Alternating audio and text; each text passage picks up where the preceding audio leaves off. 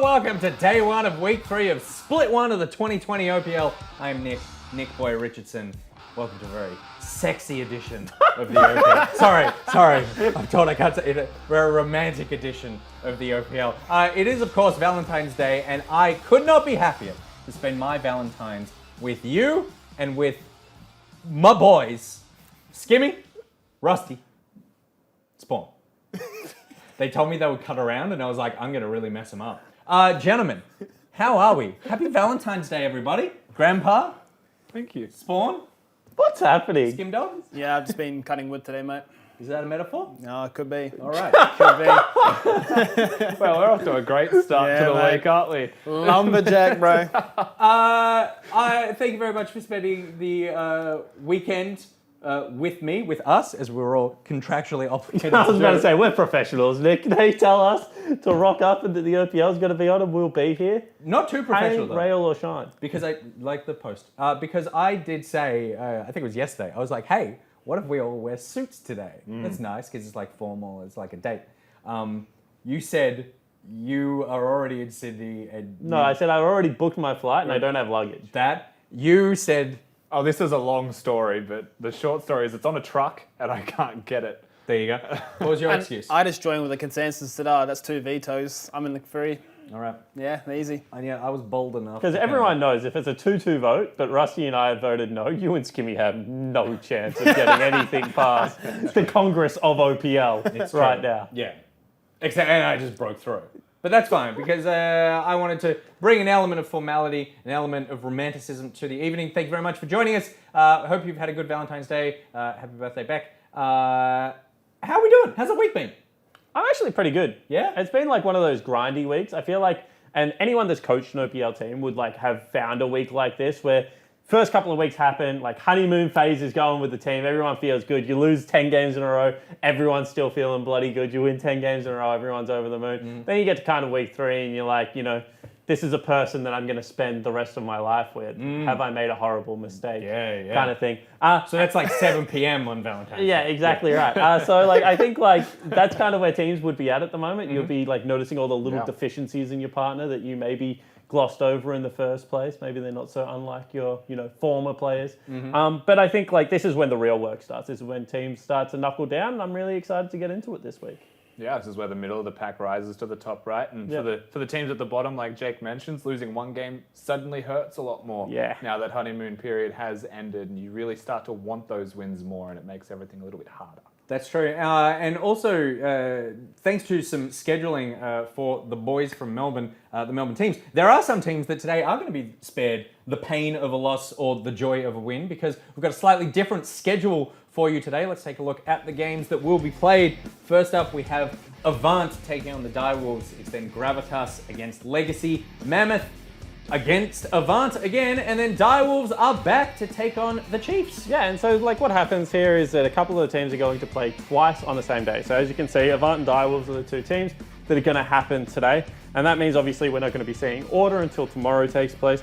I'm really excited for a couple of these games. In particular, I really want to see Direwolves play against the Chiefs. These are 2 of the teams that people had pegged at trying to like make it towards the top of the standings. And I think that the Chiefs have started in such blistering form.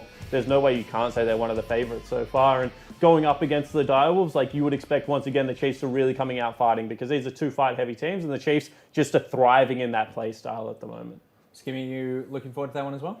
Yeah, I think Direwolves and Avant both got a lot to prove. I think they're both pretty even in the middle of the pack right now. So if you're a diehard fan of both, you're looking to try and get some wins on the board and sort of showcase that, hey, yeah, maybe we can sort of battle with the best rather than hang in the bottom. And Avant is such a strange team because they've had some really good performances, and there's some performances that have honestly been like shocking. They've had shockers, yeah. So I think that them and Order, like probably are the 2 like most wildly inconsistent teams at the moment. You kind of got Legacy and Chiefs, winning all the games. You kind of got Mammoth at the moment, losing everything, unfortunately. Then you just got this murky middle where, sometimes they look good, sometimes they look bad.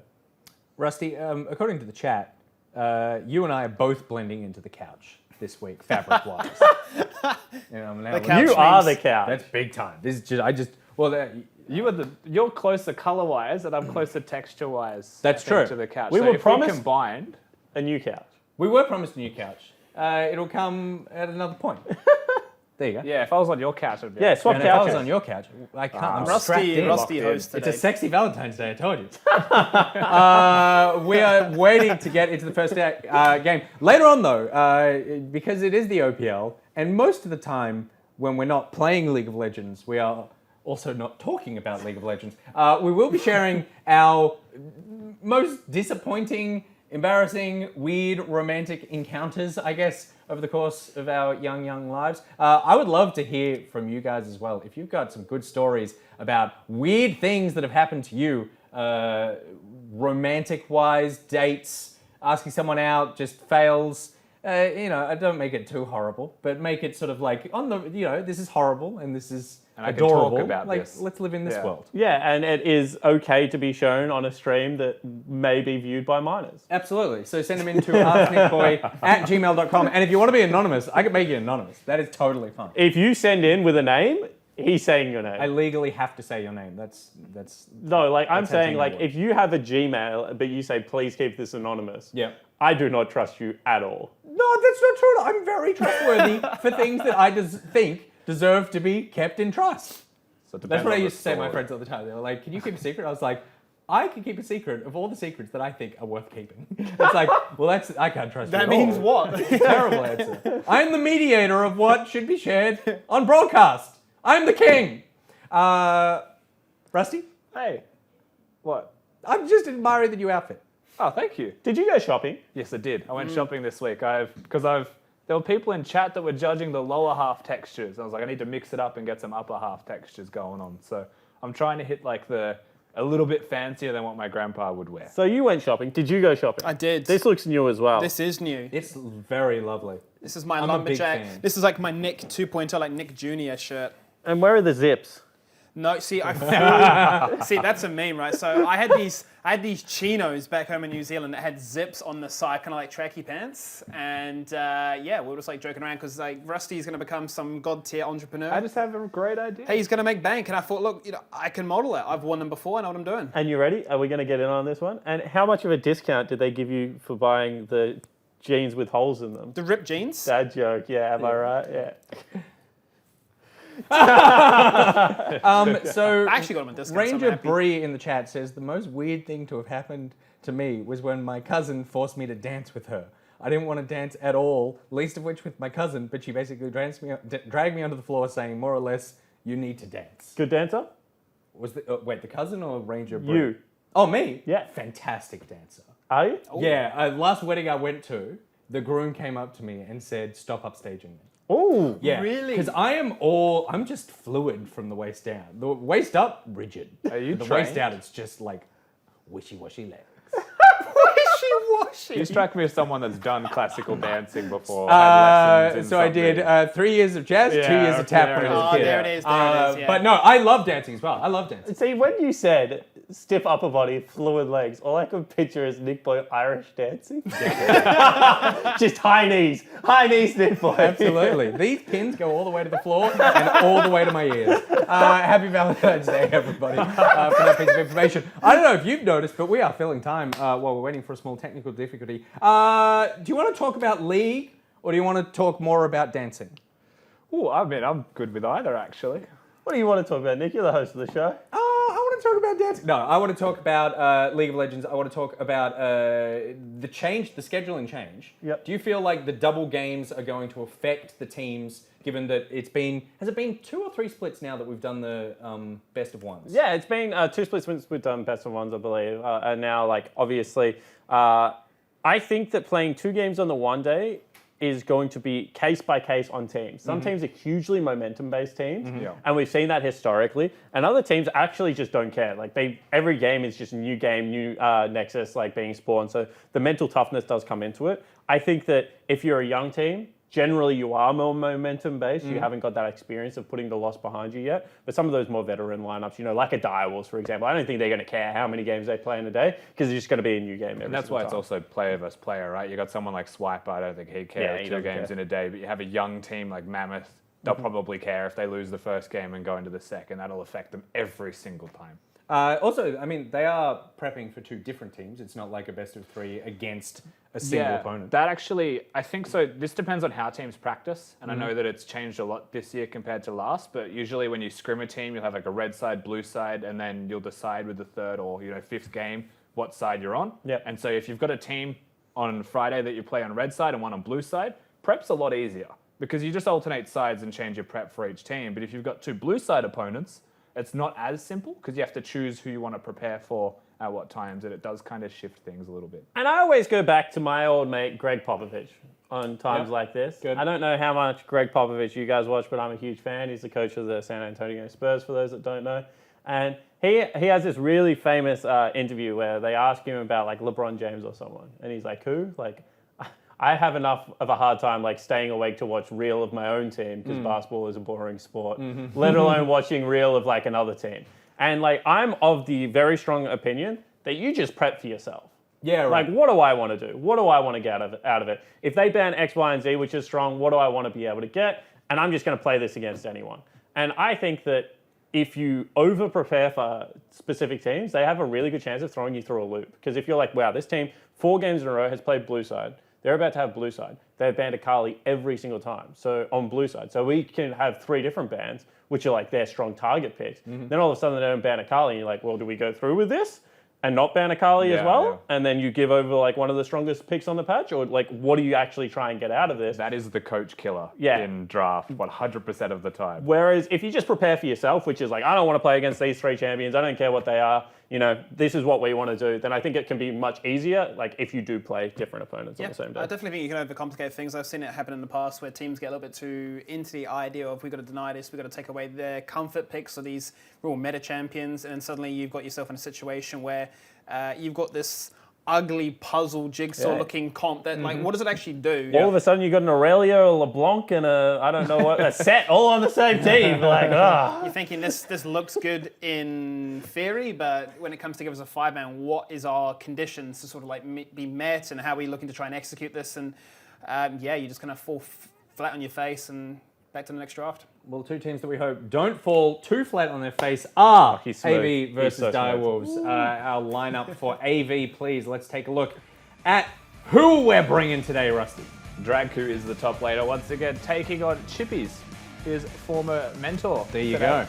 go. Jungler Lisa, Chaz mid, Gunkrab and Uppy are your bottom lane. It's like Revenge of the Sith. A little bit. Yeah. and this is a super interesting team, right? Because on paper, they're like all solo queue superstars. And I was actually speaking to Only earlier in the week, and he said he genuinely believes that Lisa is a top 3 jungler in the OPL right now, and he just hasn't really had that transition to stage games. Obviously, we're waiting for that to happen. And the big question about this team is, when does it turn on? Does it turn on? Because we've had junglers in the past, and I always use him. I'm so sorry, Elliot.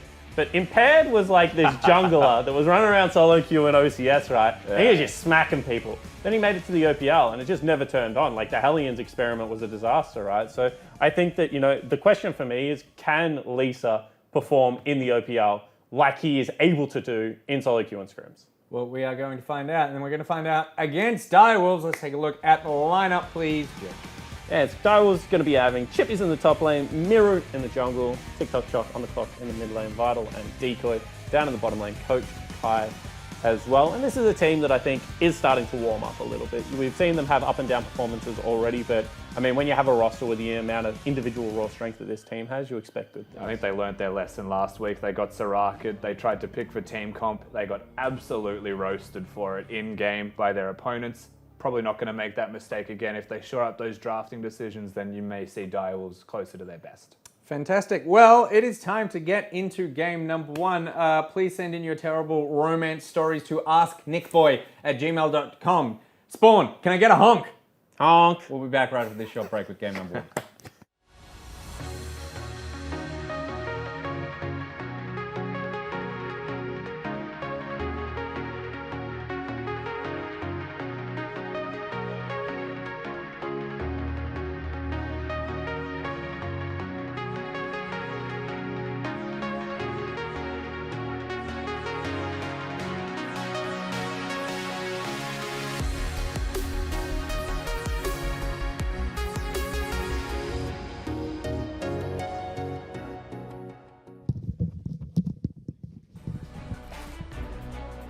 Well, here we go. Week number 3.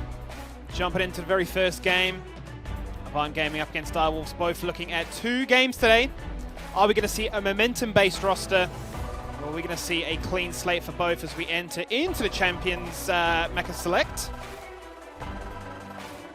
Yeah, and as you mentioned, 2 games today, that's going to change their preparation, see whether they're playing on the same side as Summoner's Rift, because unfortunately I didn't get to grab that. I think Avant swapped for sure.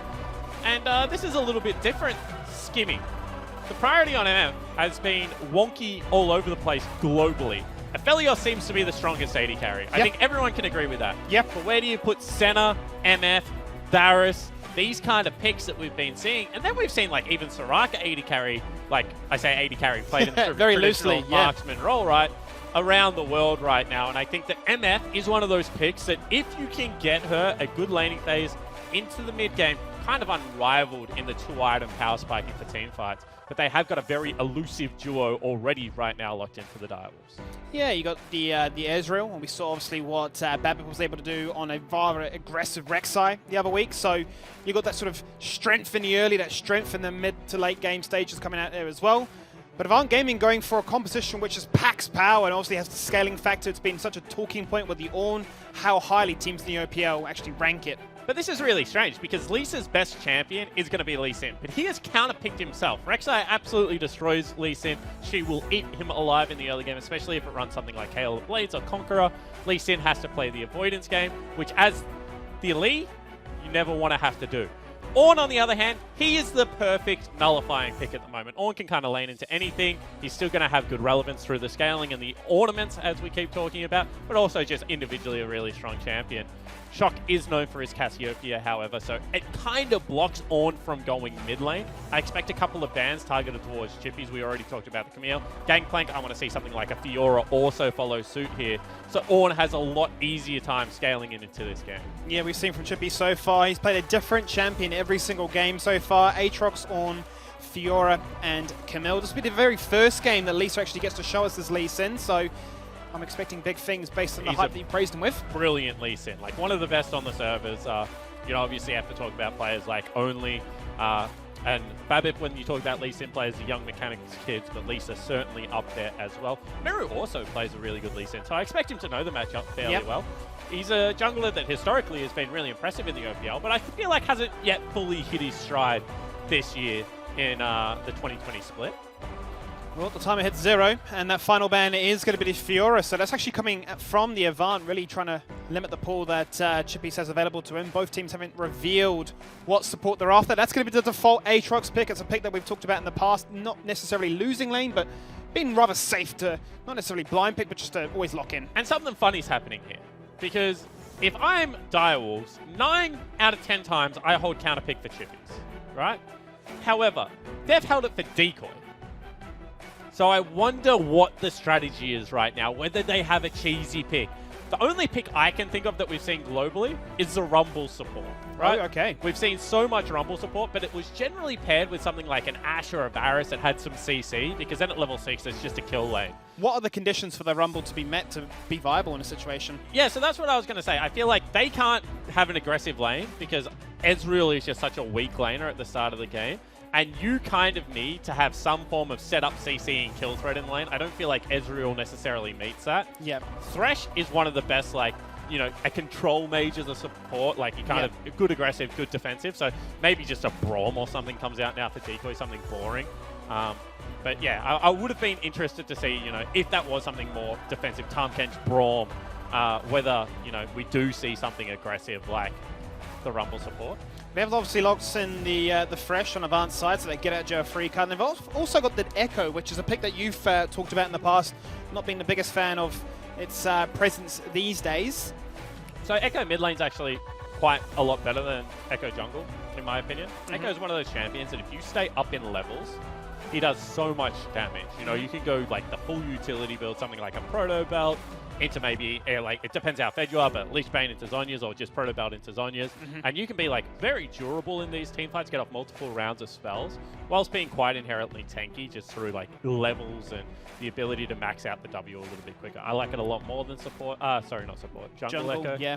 I don't think it has a good matchup into Cassiopeia, however. That has confused me. That's going to be pretty rough. Maybe there's some kill threat there if they can come from different angles between Lisa and Chaz, but that seems like a really rough laning phase for Chaz. That begs the question for me here, Spawn. I mean, you're looking at two very different compositions. The thing that springs to mind mostly would be that, you've got Lee Sin and Echo. Is this an idea if we want to be very heavily influenced on the map to roam around and try and influence those side lanes? Yeah, look, as far as I'm concerned, Lee Sin and Echo sounds like a really strong 2v2, but then you have to compare everything at what it's playing against. And once again, I think that Rek'Sai has a really good individual matchup into Lee Sin, and I think Cassiopeia individually beats Echo. So unless one of them instantly dies at the start of that fight, I would expect any prolonged trades to go in the Direwolves' favor. Well, we've got our best friend on standby. Always seems to be ourselves here, Kai. I'm just joining us. to think, right, should just put me here. Yeah. Like, it should be like everything. Like, I'll just come on. Spawn can teach me what I'm meant to do. We'll be all good. The third caster on this mix here. We're obviously entering a third week, and we talked about the double games in the same motion. How does that really affect? Has that really changed the preparation going into week 3? Hasn't changed the preparation at all. Like, the preparation maintains the same. It's the preparation on the day. So like making sure everyone got up, everyone had breakfast. The people who go to the gym, they went to the gym, like they're actually living healthy because there's a lot of strain. We're here for a game, and then we're essentially waiting 2 games upstairs, and then we've got an even more difficult game in my opinion after that. So we've really got to like be on our form today. And the other 2 teams are only playing 1, so it's a bit easier for them, where it's a bit more difficult for us. And speaking of that gap, it's obviously a point that is very, very much case by case, individual by individual, and so on. How are you looking to try and best deal with that downtime where, things aren't as hot anymore? Maybe if you're rather momentum-based, that's going to start to simmer out. How is that 2-hour gap, I suppose, going to be looked to address? It will really depend on, the results of the game.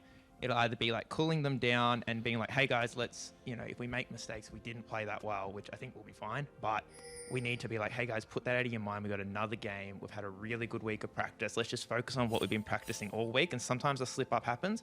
We're also a team that, we're working on our mental ourselves in terms of preparation. We're really good with not booming, but our preparation's bad. We're normally worse for our first game of the day. So we can a little bit use this like, hey, we have our warm-up game against an easier team. Let's take this win, and then let's go into Chiefs, who are a harder matchup, and we're prepared. We've had that game. And talk to me a little bit about this draft, because when I look at this is like one of those quintessential, it's pretty on-meta drafts and not really giving all that much away. Is that, draft tailored towards Avant in the fact that you have 2 games today that you didn't really want to show all your cards in the first swing? To a degree, and I'm just sick of griefing draft myself. Like, I've had a really bad start of the year. Like, granted, I can't take it all on myself. Some other coaches, particularly Denian, had a really good draft. And so did Pentanet on the day as well. So yeah, kudos to them, but I've had a terrible start, and I'm just like, look, I'm just going to go back. I put in the extra effort this week that I was like, it's kind of just best because we're just better than teams, just to pick meta and go with, we're famous for all of these champions. Beautiful. All the best there, Kai. We'll no doubt see you later on today as we go into the second game for the Direwolves. But for the meantime, kicking off week 3 with Avant taking on Direwolves. Now this for me, Jake, is a rather interesting affair because if we look statistically at the 2 teams, rather similar in terms of their objective control. I'm talking Dragons, Heralds and Nashes. Damage per minute, yeah, Direwolves are a little bit higher in that department. A lot of that falls on the likes of Vital and how influential he's been in his aggressive nature. But for the most part, the gold per minute, slight influence in Direwolves' favor. So I suppose really what I'm aiming with this point is CS and gold from the 15-minute stage onwards tends to be in Direwolves' favor, and that's mainly down to Avant really trying to push that precedence and get an early lead. Yeah, and I think that what you said kind of hits a nail on the head. Direwolves, when you have a look at them, set up like a really standard team. They do have carries in all 3 roles, but when the game gets past 15-20 minutes, that's when you start looking to Vital to have bigger team fight influence than what I would say Gunkrab has been able to have so far. Gunkrab's had a couple of terrific early games, but the mid to late games, he really has started to fall off a little bit. That famous moment against the Legacy lineup when he flashed into the Baron Pit, that should have been game over from there, right? So I think, into the Dragon Pit. So I think that, when we have a look at how this game is going to set out, I expect Avant to be having okay laning phases. You know, I don't expect them to be blown out of the water, but I do really think when we get into that mid-game, that team play aspect, that Direwolves will be able to accelerate in this game. And I think, you know, Kai's confident for a reason. His team's obviously coming off the back end of some better performances lately, and they're looking to warm up as this season goes on. And it's interesting for me because this would be the lane matchup for me that I'm rather interested in. Gun Grab obviously taking on Vital. KDA-wise, rather similar in that aspect, both sitting around the 1.9 mark, but in terms of damage for gold acquired, I mean, they're both getting the same amount of gold, but Vital's just pumping out a lot more damage. You're looking at, you know, 6% on average of the teams overall. Might not seem much in isolation, but the fact is he's just getting more bang for his buck. Yeah, absolutely. When you have a look at the carries on Vital's team, right, you'd argue he has better carries in the other roles as well. So that's just even more impressive from the young international player coming across. And I think that, you know, it is a lot of what we've been talking about. The setup around team fights has not been good for Avant. They've been really, really scattered when they go for these objectives. I feel like Dragku is getting target banned a lot more than other rookies generally would be, because there's not another dangerous member on this, you know, Avant Gaming lineup. So this is a game for them to show that they can take it. Because when I think about laning phase, I think that Misfortune should beat Ezreal out. When I have a look at the Thresh into Brawl match, I also think that's slightly Thresh favored as well, and should be able to put a lot of damage down in that lane. So I'd expect this bottom lane to be probably at 10 minutes, plus 10 to 15 CS in favor of Gunkrab and Appy. Now we'll see whether that's actually the case, or whether, you know, the skill gap between Vital and Decoy and their opponents is just too high. Well, we might see an engagement here as Lisa finally gets invaded on by Miru. The scanner is out. Lisa respects that 1v1 potential and will back away quite safely from that. However, this is a really nice move on the flip side of the map, right? You go in, you take away the plants, you're going to get a ward over onto the Gromp area, one of the highest value camps in League of Legends right now. Shock doing a really great job of bullying out Chaz so far. Is running Time Warp and still has 2 stacks on the Corrupting Potion, so he's not going to be forced too far out of lane. Also now with level 6, that Parallel Convergence. It's going to be really hard to be able to take him down. So, you know, this is fairly standard. As I said, I don't expect them to get completely blown out. They do have better scaling. Top side's a bit of a disaster though, Skimmy. At the moment it is, yeah. I mean, a lot of that CS differential definitely going to Chippy's favor. He's definitely making Dragku work for it, so he's going to look to try and play as passively as he can and not give him an early lead, and hopefully those ornaments can come online at a later stage right now. But yeah, obviously the saving grace, sorry, actually no. I wouldn't even say it's a saving grace, mid and top for Divals so far. That's where that CS differential was coming in favor. Yeah, and I mean, I guess the saving grace is the bottom side control that they were able to get. Yeah. Is giving Lisa a free dragon right now. Yeah. You can see Lisa, one of the best dragon soloers in the game, going to be able to pick that one up no problem. As long as he has a ward and he hasn't used his W lately, he can also just hop out the back of that pit as well. Chaz will start closing that CS gap now, I expect, just because that's the way Echo's kit works. You need a couple of points into the queue, you need some ability power, but now he will just be able to shove out as often as he would like. Top lane, however, I don't see getting much better. He's gone for a Bramble Vest, which isn't really a laning phase item. It's not something like a Balmy Cinder. You know, hopefully it can, you know, keep him alive a little bit longer, but Chippy's really putting on a top lane clinic right now versus Dragku, who has struggled. It's interesting, right, because the Bramble Vest you'd imagine would be a solid pick up there to try and deny some of that sustain that Aatrox can emit. I suppose it really depends how many trades they're really going for in the lane, how much that's really denying him from being able to actually CS effectively. Yeah, and that's what I was going to say. The Bramble Vest, if you're going to fight, is a very good item because of exactly what you described. But so much of top lane laning phase, it's just about the push priority and who can actually move first, right? And you can see that Chippy's every single time is just shoving Dragku in, and Dragku is every way is missing 1 or 2 creeps, and Chippy's is getting all 6 or 7 of them. Yeah. And that just means that the CS lead is going to continue to grow. And there's not really all that much that Dragku can do about it. So instead, Dragku going to go for a flip in this lane. You can see Chippy's also backing off now as well. And see whether Avant are able to get here first and maybe cause a little bit of a ruckus or commotion around this Rift Herald that has just spawned. Yeah, this seems to be a staple right now with the 8-minute mark coming across. Every single bot lane member rotates to that top side and puts their priority there.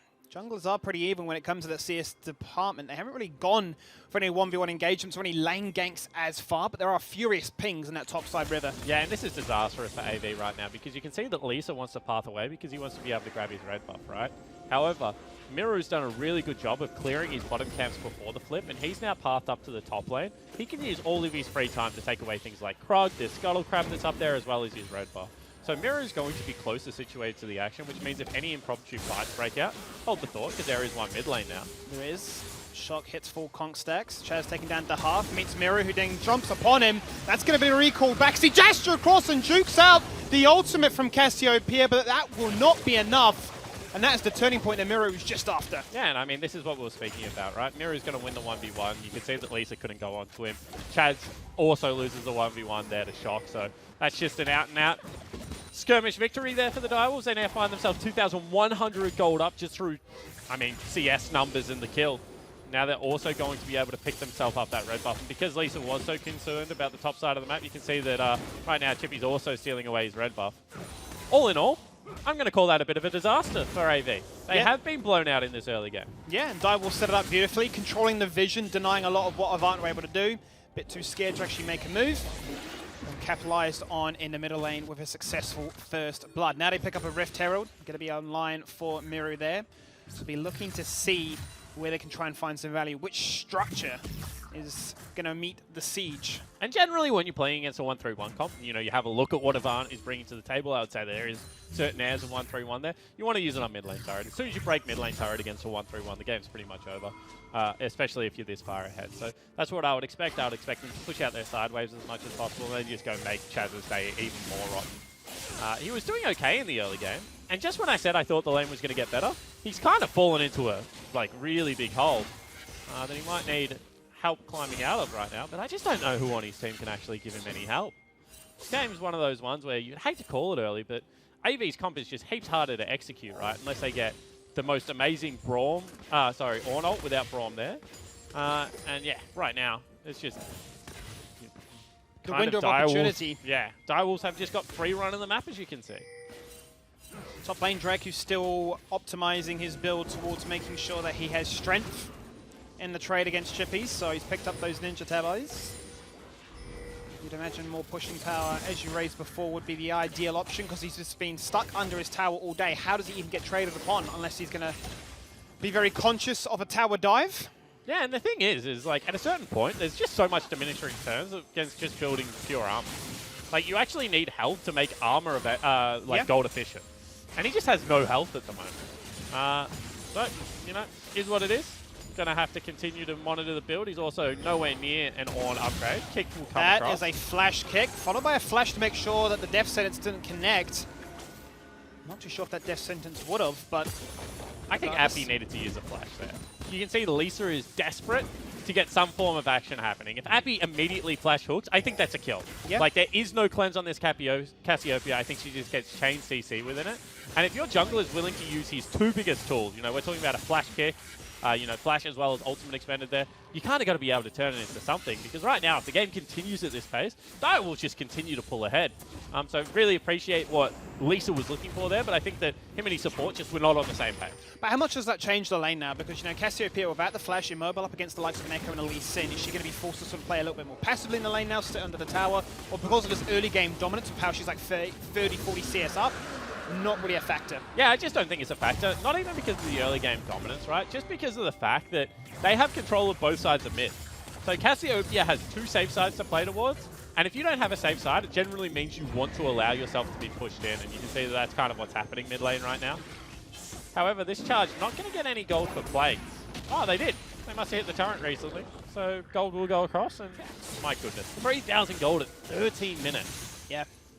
It's definitely meaning what the stats suggest. So what did you do for Valentine's Day? What have I done for Valentine's Day? Yeah. Well, I woke up and I said, oh, I'm going to go out to work today. I'm going to come home with some gifts. You relax. You enjoy yourself. Come home with some gifts. Bold move. Because we get home late. We do, yeah. So it's going to be one of those like late night visits. Maybe come home with some food, some snacks. Favorite food? What is my favorite food? No, it's not your Valentine's Day, you muppet. It's not mine? What's your partner's favorite food? Definitely a cheese board. Cheese board? Yeah, cheese board, olives, wine. She's all about that. Very nice. Very classy. Very civilized. Yeah, I know. You to be so civilized. No, well, you see, I can be rowdy, but sometimes I can be a little bit more civilized. I like It's that. a choice to be. It is a choice. It's funny because Jasper, my son's favorite food, is also a cheese board. Oh, He will walk up to a cheese board and just pick up a whole wheel of camembert and just like take it and just eat it. I'm like, that's not how it works, dude, but you know what? You do you. Hey, he's making whatever works for him work. Growing old early. He'll make a woman happy one day. He's just got expensive taste, I think. He's going to be a pain in my bum. He's learning it quickly. Bit of a lane swap coming across here. I don't know really whether Direwolves would be happy with this situation, Skimmy, just because when you're ahead, you don't really want to split map and trade.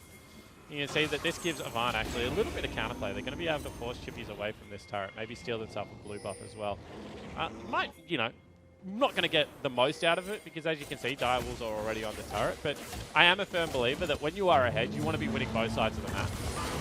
Here comes the Ornn ult, which completely whiffs unless you count Braum. Which we don't. He's quite happy to say, I don't need to put the shield up. So, big ultimate comes out. Big engagement tool from Avant. And this is crazy to me because they split the map. Look how much vision they have in that bottom area of the Direwolves jungle, right? Except they're not using any of it. They're not forcing chippies away from that turret. They're still allowing him to catch as much CS as he wants. They haven't taken a blue buff. Now they're going to go with it in a one-on-one situation. And I just don't think that they're going to be able to steal the blue. I think they've wasted too much time. I think Dragku's now in a shit-house situation where he's going to get forced off that turret as well. And Avant are just being, you know, run around Summoner's Rift right now like you would not believe.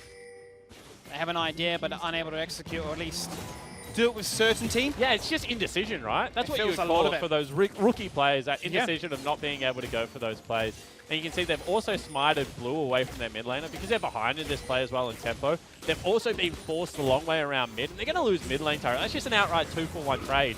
When I think this was a genuine mistake from the Direwolves where they should have been on for a 1-for-1 with jungle control going in Avant's favor. I think that was really an opportunity for Avant to at least generate a dive or a pick or take away 3 camps, and they weren't able to get, I mean, they got a blue buff, other 2 camps still up and available.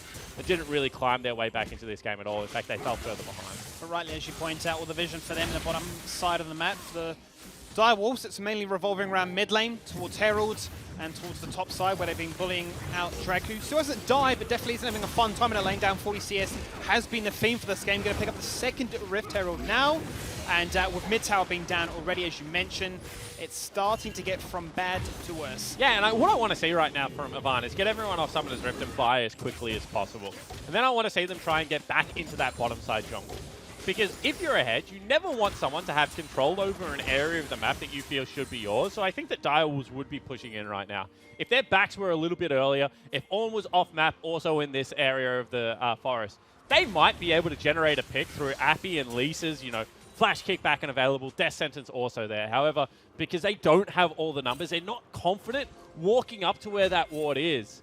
And they're not yet able to generate that. Maybe they can catch Miru now. They're looking for it regardless. Here we go. 3 members. Appy does have that flash. He should lantern flash. He's looking, well, that was a death sentence that left a lot to be desired. If you flash on Rek'Sai, nearly guaranteed they're going to try and tunnel first because they don't want to burn their flash. You can flay out of tunnel. Yep. Death sentence, interchain CC. Once again, if you lantern flash there, odds are you can probably at least trade flash with a jungler, which has a support, probably worth at this stage of the game. If not, once again, generate yourself a pick. I don't think they win any 5v5 team fights. They're just so far behind at this stage of the game, and I think their comp kind of isn't as good either. I really would like to see Avant be like a heck of a lot more aggressive and looking for some initiative in these fights. Well, Shock's a big boy right now. He's 1-0. He's got 2 completed items right there with the Archangels as well as the Liandry, so pumping out a lot of damage if left to his own device. Drake's going to be started. It's going to be Avant in the driving seat for that one. He's going to get the smite across. That's going to be the stun onto multiple bullet time. Only going to connect onto Vice, who manages to dash away. Ornn going golden as the Ornn Horn just gets denied by the shield, and Shock does the damage as we anticipated. Yeah, and as we said, they definitely don't win a fight. Good news is they do get the dragon, so they're going to stall out any, you know, soul or elder being picked up in this game. Certainly not going to be the case, but they fall behind another 600 gold off the back end of that to manage the small moral victory of picking up the big chicken, however.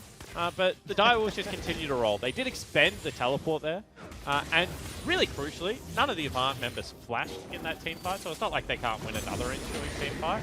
But the game certainly is becoming more and more difficult. Direwolves look to siege through mid as the hero does the work. Out comes the ult. As Appy is forced to retreat down to half. But Dials, they don't need to really force anything at this stage. Very comfortable with a 5k lead, pushing structures for free, uncontested pressure around the rest of the map. Regardless of vision or not, they're just picking up structures here, getting CS there, and just not losing this lead. And that's a much better split map that came through from the Direwolves. You saw they sieged down mid, they then take away chickens into the Krugs takeaway, and they also have a dive right now if they feel like they can take Draku out. Now, obviously, Draku is really tanky dude against physical damage especially, so not choosing to go for that. But if that was an Echo answering that wave instead, you know, certainly was the opportunity to continue this snowball rolling. So that was a much better move. Avant, on the other hand, they have no move right now apart from play reactionary. They don't feel strong enough to obviously take fights. The reason we know that is because the two fights that they would have been able to generate, they've actively avoided going for. And Direwolf, you know, you can just see all business right now. Those CS leads are maintaining.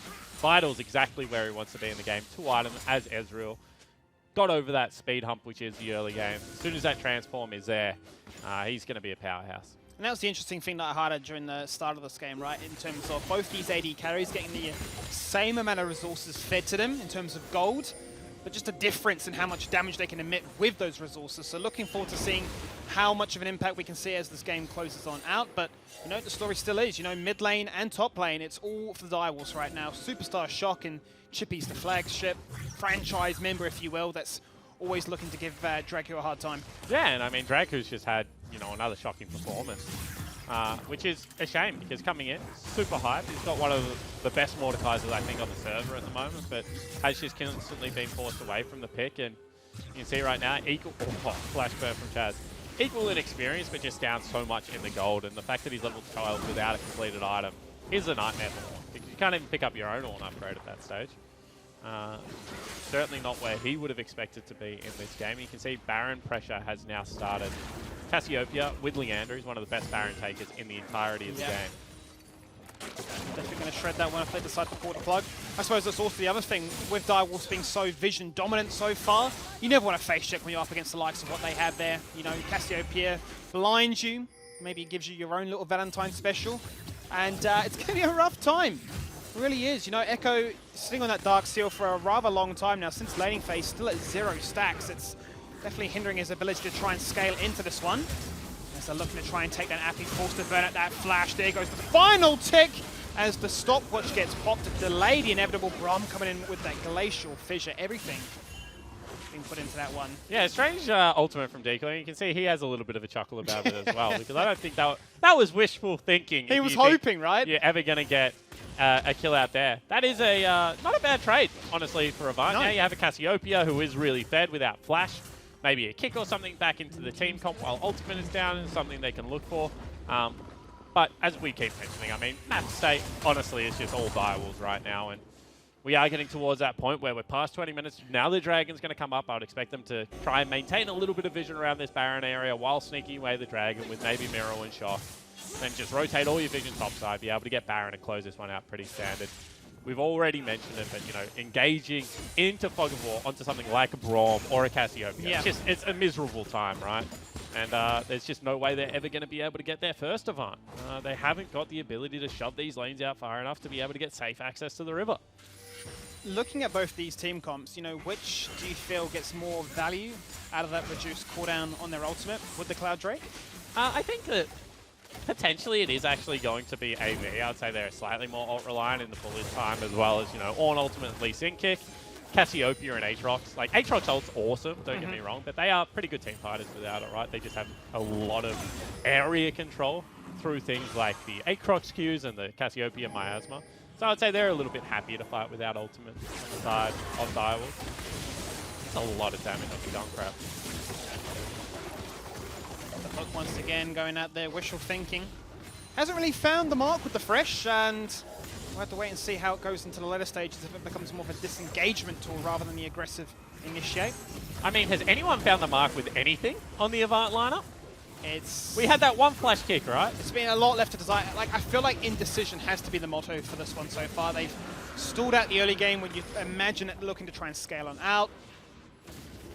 But this tends to be the Avant, the way, if you will. They've fallen behind by 6k gold. Death's Dance is now online for Chippy, so he's it's not dying. Incredibly hard to try and take on down. There is no life cut against a Death's Dance level 14 Aatrox. Like, he's just not dying.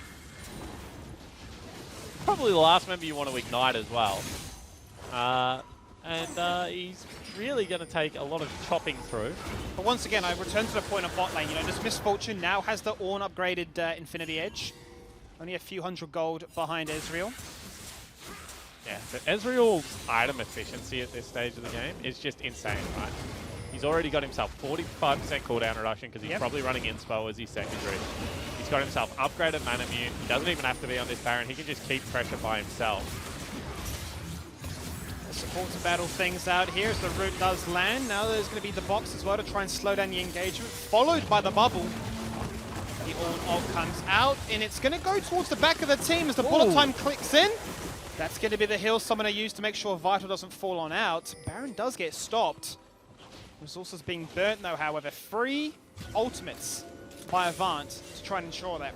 Yeah, however, they're still not on mid lane wage, right? So you can see that Avant have been able to push them away, but they're not going to be able to get themselves any objectives off this. You can see that Chaz really wanted that top lane turret, but because Miz isn't pushed out, they still don't have river control. And whilst that is, like, you know, a really good fight, to be able to say, you know what, we want a little bit of a skirmish, still weren't able to pick up any kills. Map state is completely where it was before we took the team fight. Still 6,000 gold. And Direwolf, they're just not in a hurry. They scale fine as well, and they're just going to jump back on this Baron now, knowing that those ultimates, those key cooldowns that we already spoke about, are gone. Yep, Avant are in the dark right now. Their wards are all defensive towards their own blue buff. They need a steal.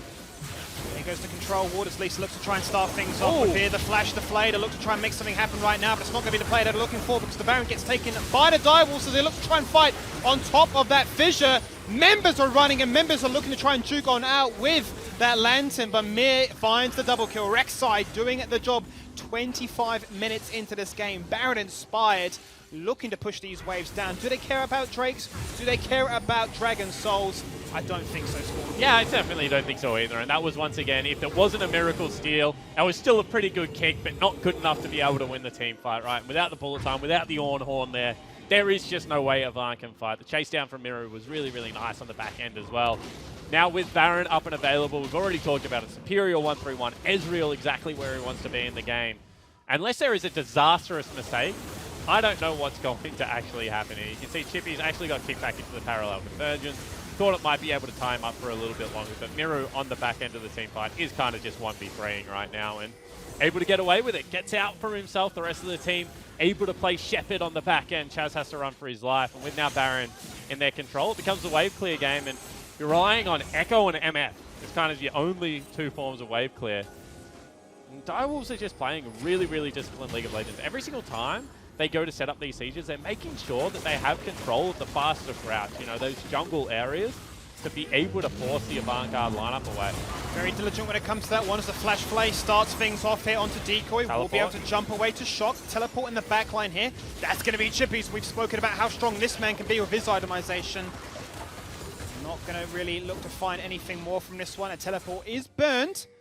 But Direwolf's going to be quite happy with that one because it's still keeping up that pressure in mid and bot. And it's like Kai kind of set his team the mission. Hey, we're going to win this game, but I want you to do it with as little fights as possible. I just want you to play the map. Yeah. Because every single time, Vital is off the play. He's collecting farm. He's being able to push out these waves. And you can see that they're just kind of having that tug of war across Summoner's Rift where they're just rocking gently between these lanes. And if Avant aren't perfect on every one of these steps, they're going to get caught out in rotation. And you can see they're bleeding out objectives still. Now 10,000 gold down.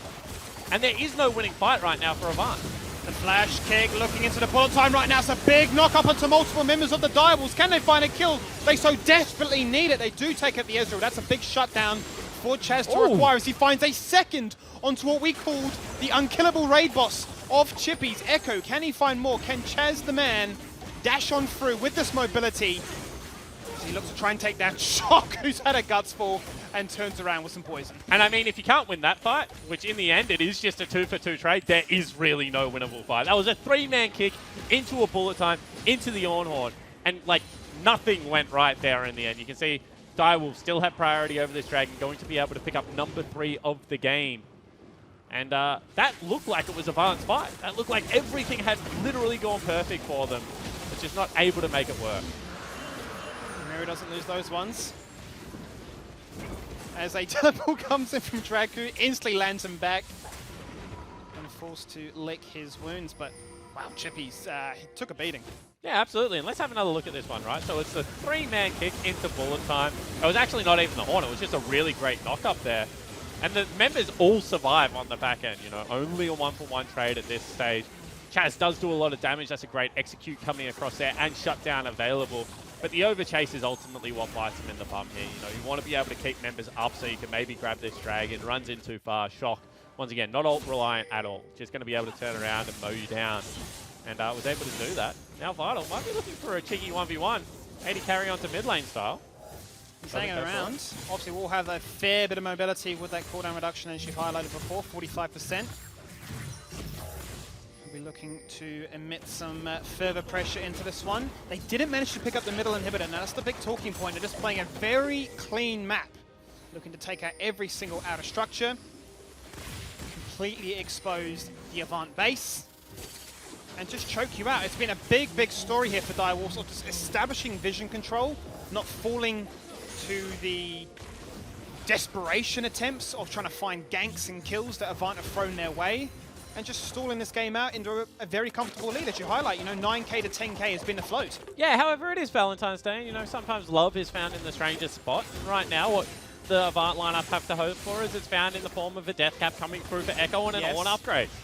They've already got, you know, 3 Ornn upgrades on Summoner's Rift right now. If we're saying their maximum value about 1,500 gold each, that's 4,500. So they're really 48,000 gold. Yep. So they're only about 5,000 behind. You know, if that turns into 5 or 6 Ornn upgrades, all of a sudden you're talking about an even game with gold staying exactly where it is, Skinny. So that's the glass, not half full. That's like, I'm looking at an empty glass and pretending there's water in there right now.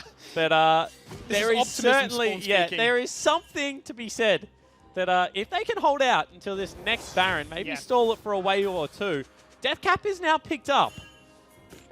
I mean, maybe, just maybe, there is something here.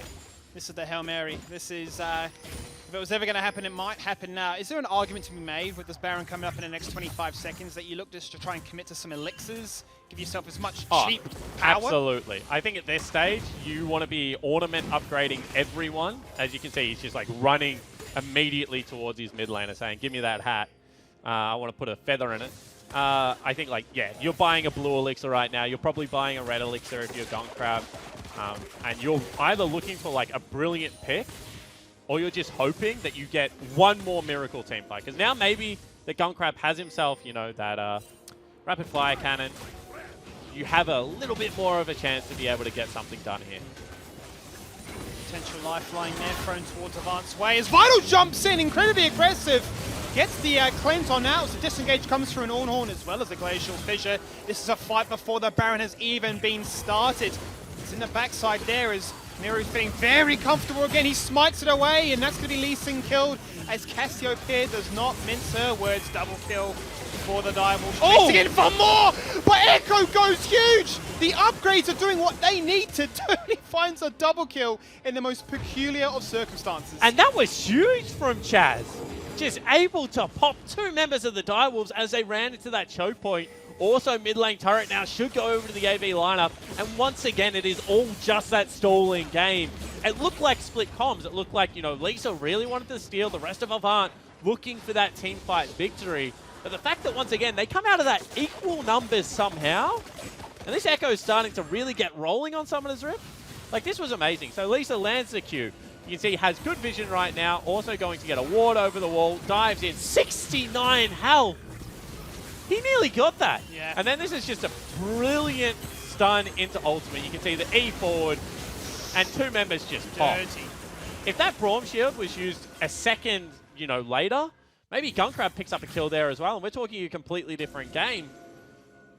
I don't know how they're getting these fights so close, but it looks like right now, Avant, if they just sack maybe this Air Drake and fight for a Herald, fight for the Elder Drake, yeah.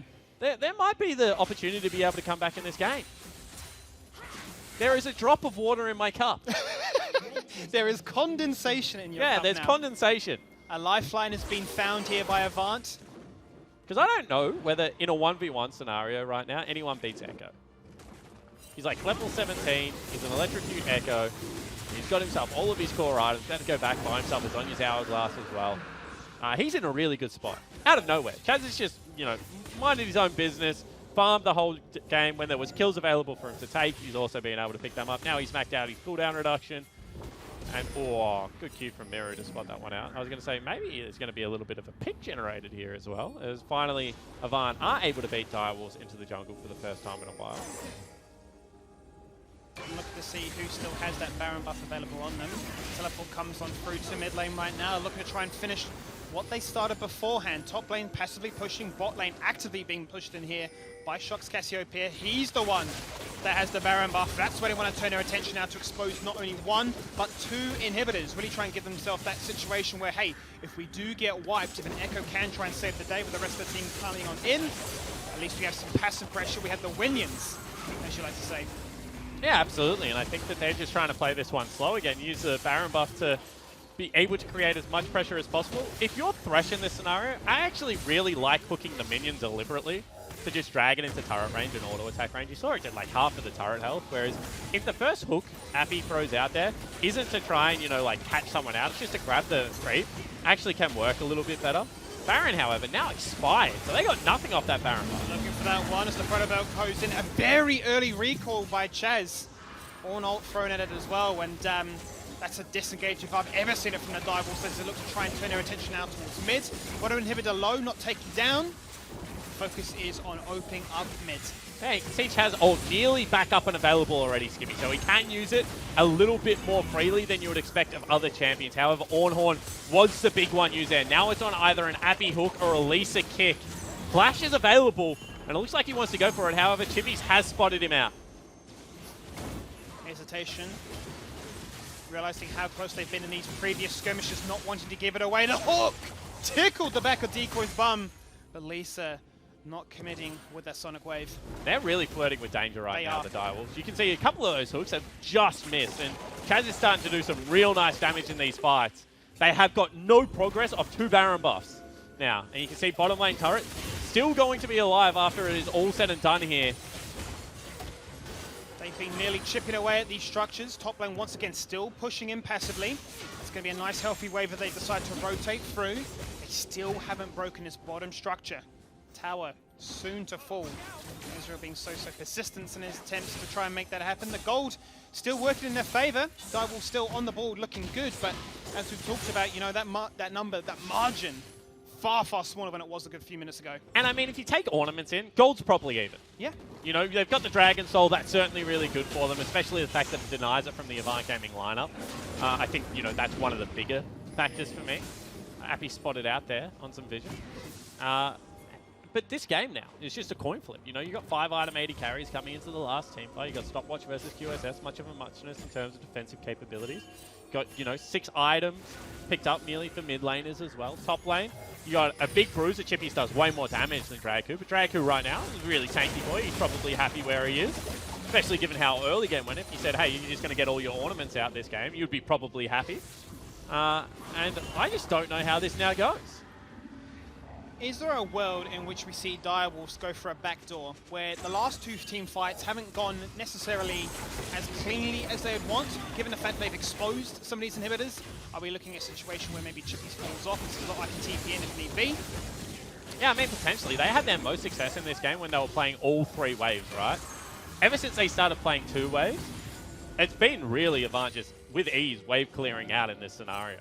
I think what they actually want to do is they want to get to a point where Elder and Baron are both available, and they can say, hey, we're going to split bottom side of the map. Which one do you want? Yeah, you're going to have to walk into our fog of war, otherwise we're going to get Elder, and then with the mid inhibitor, like maybe we just kill you with the Elder buff, right? Avant have been definitely putting all their vision around this side of the map right now. Baron is the focus. Direwolves have decided that they want to focus it in the bottom side of that map for a rotation between mid to bot. That's where those inhibitors are looking to be exposed and looking to be taken. The posturing is good right now. We've seen what happens in this choke spot exactly. The Chaz Gunkrab show. Baron available. And Elder up in 120. I think that was 1 Cassiopeia Q. And all of a sudden, Chaz is like, hey guys, I'm just going to, you know, cash me outside. Need to go recall for a second, get some of my health back. That means that the Direwolves, once again, should be able to start up the Baron. This 2-man Baron has been quite a nightmare for AB to deal with. Vital looking to try and poke away.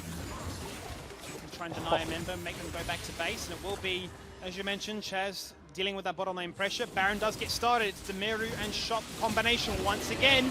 Lisa, always on this flank, always looking to try and make something happen. Coming in. Chippy's always there to try and deny it. The Baron falling on down to 1500. Lisa got it! Lisa steals away the Baron, which could be absolutely huge for Avant's chance in this one. He gets shut down onto Cassiopeia of all things. It's going to be Misfortune finding a kill onto From. Vital, what can he do? He's looking to try and make something happen with 3 members chasing upon him. Double stun! He's forced to back away. The double stun in the Baron pit. Absolutely huge for Chippy's goes gone. He's trying to buy time. Chaz! He gets knocked up. Draku, what is he doing right now? Chaz, the sole member. He has to play around cooldowns right now. He could do this as he burns that flash. 2 hungry wolves chasing down their prey. Oh, man. And that team fight was so damn close. Chaz hit 2 double stuns in it, and I think almost could have won the fight. Now with the ultimate available, he's going to have to 2v1 defend. I think that this is going to fall down. However, Elder is being pinged out. He goes in. He just goes in for that one-shot burst potential right there onto Vital, burning the recall. Very, very high cooldown reduction, so not going to really feel the wrath of burning those resources. Wants to try and get that out of Vital instead, but they lose. Well, actually, no. The inhibitor still stays strong. Yeah, it certainly does. And whilst Direwolves are on the map first, they do have a recall. Let's take another look at this. Elder's probably happening off screen. So this is a first stun in the play. And you can see that it's just Vital untouched on the back of the fight. And I think Chaz made a mistake here. He went onto Chippies. If that damage was onto Vital, he probably doesn't survive the next amount of burst. But once again, 2-man stun there, and Gunkrab will eventually fall. Chaz has played this fight, you know, so well in areas and then so poorly in others. That's going to be able to start it up. Can we get another steal out of Lisa? We're looking at it right now. Smite is available. It's Vision gone. isn't right there. However, he's going to jump it in, trying to make something happen as the bullet time comes across onto that rift. Oh, it's not going to be taken away. It is going to be the Elder in favor of Direwolves. Stun in the pit. Dragon going to fall on down. This one is going to be as clean cut as Baron. Direwolves don't make the same mistake twice. They know what the definition of insanity is. And they are looking to try and make amends by pushing through mid. Okay, now they don't have a creep wave, Skimmy, so they probably can't end the game right now. But the scary thing is you definitely cannot fight an Elder buff. Like, Elder just executes you from flat 25% health, right? This is one of the most OP buffs in the game. It is the buff to just end the Summoner's Rift right now. And you can see the Vital once again playing that macro game, brings the creep wave down, so there's no chance that someone's going to grab it. They still have 20 seconds without a top laner. However, the creep wave can be cleared still. It's just about not dying. Decoy tanking the turrets right now, trying There's to a be the creeper sole lock. Oh, it's survivor. dead. He's going to drop the redemption to top up the boys as the second turret falls on down. We are working towards that Nexus. We are working towards that GG condition. Cassiopeia taking on out so far. Can he find more? It's going to be a shutdown again. This time Rek'Sai taken out of the mix. Lee Sin going down, but that Nexus will fall. And Direwolves take victory. And look, it should have been a Direwolves victory from about 13 minutes into the game, but boy oh boy did Avant end up making it work for it. Yep. It looked like nearly all the win conditions were ticked off for Direwolves, and then they just started playing these 2 lanes and they started to stall out. Avant with the Miracle Baron steal looked like what could have been a Miracle team fight. It was so close. So close. But they just couldn't get it done. Direwolves, I mean, they're happy because it's a win, but they've got to play again in 2 games' time. And I think there would be a little bit of frustration creeping into their gameplay. I definitely think so. If anything to be said from what Kai mentioned before, it's going to be very much a case-by-case of sitting down, looking to try and reset, and obviously highlight what was good, but highlight how did it get to a situation where we were in the balance. Yeah, I mean, good news is you built such a dominant early game lead, right? Yeah. And if you're able to do that, then you should be able to close out game. Bad news is they started altering their gameplay towards 2 lanes and they stopped playing the map as well. These guys on your team, super resilient for a young team. They stuck in it They did. for the entirety of the game. Lisa with some great moments. Appy looked like he was warming up as the game went on, and Chaz tried to put on a hard carry performance, but ultimately it was the experience, it was the players from Direwolves who were able to get it done.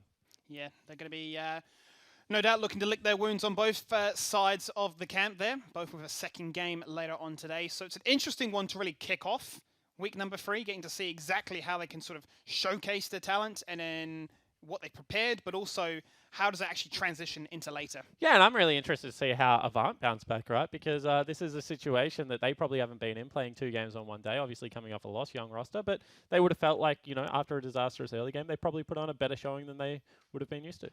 Well, that's enough from us, so let's throw it back to the boys. Hey. Yes, thank you. Cheers. It felt like. Hey guys. Hey, buddy, how are you? Hey, Jippies. Not too bad. You're you not guys are doing decoy. better. No, sorry. Sorry to Chippies. disappoint. You're not, never a disappointment. Drink. All right. Thank you. Cheers. Happy Valentine's Day. Well done there. It looked like it was all over. I mean, what, 7 minutes in? I would say that game played out a little bit like Game of Thrones. It was so good, and then it got very troubling in the middle, but it still worked out. Like, there was still an end. Yeah. And that's all that matters. There was an end. Was it like Game of Thrones for you? Nah, because in Game of Thrones the ending sucked, but the ending was pretty good for me. How was that one for you? I don't know, like our team in scrims were like real crazy, ending in like 20 minutes, 15. Then on stage, as you see, it's like a snooze fest. So I'm not too sure. I'll have to like watch the replay. Do you think that was you guys though, or do you think it's like a combination of like things are different on stage, right? But it's also your opponents play slower on stage and they don't lose as aggressively. Like, do you think it was just you guys, or maybe No, that's both? definitely a factor. Like everyone plays more respectfully on stage, so you get less leads. But I still think it's like hugely on us to not be able to close out when we have big leads. And Shock's got like 4 items and we're just not doing anything. Yeah, right. So I think it's like mainly us, in my opinion. Okay. Is Decoy in the bathroom again? He lives in there, I'm pretty sure. Okay, there we go. That's good He keeps information to have. disappearing on us, doesn't he? He does. You have another game coming up this evening against Chiefs. How are we Oh, yeah, feeling true. about that? So I don't know why the format's 2 games in one day. Do you know? It's a going on? Melbourne thing. Okay. Blame them. They wanted a day off. They wanted a day off. Lazy, man. Just lazy. like you're here, you're doing the hard work. But are you ready for Chiefs as game 4? Yeah, I hope we can play more speedy in that game than what we just did, because I don't want you guys to sit through another 50-minute game. Yeah, no, that'd be much appreciated because we're going to get to some important MPL. Finally, your ideal Valentine's Day date. Keep it PG. PC Bong, Duo Q, League of Legends. Oh, very nice. Because then you romantic. don't lose practice and you go on a date at the same time. Ah, the 2 for 1. A true company man. Well, Kibbies, congratulations on the win. We hope we see you back here at game 4. Me too, thanks. Beautiful. We'll be back after this short break. Minor Direwolves, so they look to try and fight on top of that fissure. Members are running and members are looking to try and juke on out with that lantern, but Mir finds the double kill. The flash kick looking into the bullet time right now. It's a big knock up onto multiple members of the Direwolves. Can they find a kill? They so desperately need it. They do take out the Ezreal. That's a big shutdown for Chaz to require as he finds a second. It's in the backside there as Miru's feeling very comfortable again. He smites it away, and that's going to be Lee Sin killed as Cassiopeia does not mince her words. Double kill for the Direwolves. Oh! Again for more, but Echo goes huge. The upgrades are doing what they need to do. He finds a double kill. Lisa steals away the Baron, which could be absolutely huge for Vant's chance in this one. He gets shut down onto Cassiopeia of all things. It's going to be Misfortune finding the kill onto Brom. Vital, what can he do? He's looking to try and make something happen. We've got 3 members chasing upon him. Double stun! He's forced to back away. The double stun in the Baron pit. Absolutely huge, but Chippy's goes gone. He's trying to buy time. He gets knocked up. Draku, what is he doing right now? We are working towards that GG condition. Cassiopeia taken on out so far. Can he find more? It's going to be a shutdown again. This time Rek'Sai taken out of the mix. Lee Sin going down, but that Nexus will fall. And Direwolves take victory. Introducing Macca's Mini Games. Play today and win on the My Macca's app. Woo! Winning! Every play wins one of your Macca's faves.